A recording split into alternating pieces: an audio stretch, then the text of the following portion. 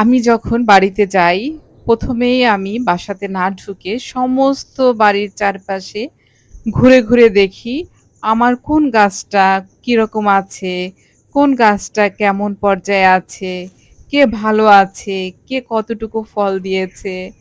আমি সমস্ত গাছগুলিকে এক নজর দেখে তারপরে আমি ঘরে ঢুকি। আর গিয়ে দেখলাম যে আমার সেই কাগজি লেবু গাছটা লেবুগুলো একদম বড়, বড় হয়ে টসটসে হয়ে আছে। যে লেবুগুলি ছোট, ছোট ছিল সেগুলি কত বড়, বড় হয়ে আছে। তো এই লেবুগুলি আজকে আমি সংগ্রহ করব খাওয়ার জন্য। এই যে দেখেন পেকে, পেকে একদম আমার দিকে যেন তাকিয়ে আছে। সাথে ছোট কিছু আছে আবার ফুলও এসছে। তো আমি আজকে সুন্দর করে এদের আমি তুলবো। খুব মায়া লাগে আসলে। দেখেন একেকটা থোকায় ৩ টেও আছে, ৪ টেও আছে কি বড়, বড় লেবু। তো আমার খুব মায়া লাগছে। তারপরেও কিছু করার নেই। যেহেতু পেকে গেছে তারা, তাই হারভেস্ট করতেই হবে। এই যে একটা, একটা করে আমি কেটে নিচ্ছি। এত সুন্দর লেবু আর সমস্ত জায়গা ঘুরে, ঘুরে দেখতে, দেখতে দেখা গেছে এমন রৌদ্র উঠেছে যে আমি ভিডিওটা করতে পারতেছি না আর রোদে দাঁড়াতে পারছি না। এমন রোদ।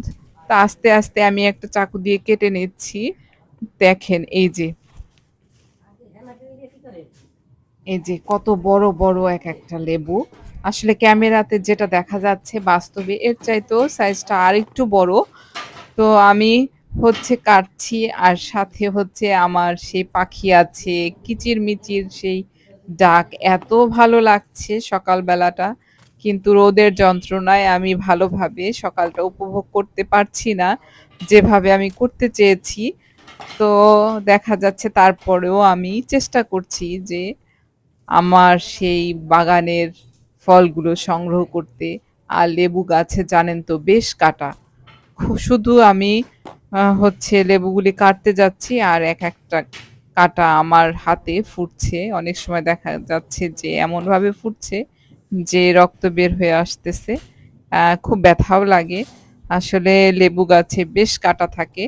আর কাগজি লেবু গাছে তো অনেক কাঁটা থাকে।